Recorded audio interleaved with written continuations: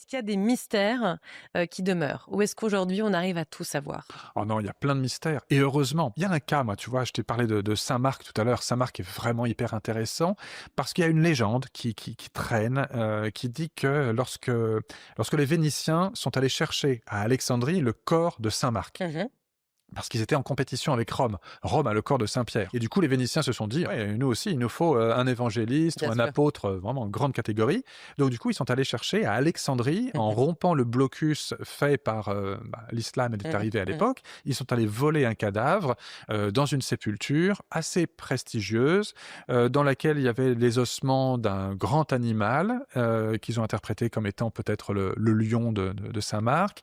C'était une momie, le corps, avec des cheveux clairs et ils l'ont entouré d'ailleurs, nous dit la légende, avec du lard de cochon, justement pour passer le blocus, que ça ne soit pas touché.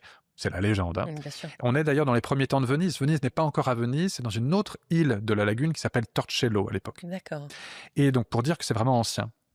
En fait, la légende raconte que ce corps n'est peut-être pas le corps de Saint Marc, mais serait peut-être le corps d'Alexandre le Grand, qui aurait été enterré à Alexandrie et dont le corps momifié dans un sarcophage semi-transparent avec les ossements d'un animal à côté de lui, qui n'est pas un lion, mais qui est Bucéphale, son cheval, aurait été préservé pendant des siècles.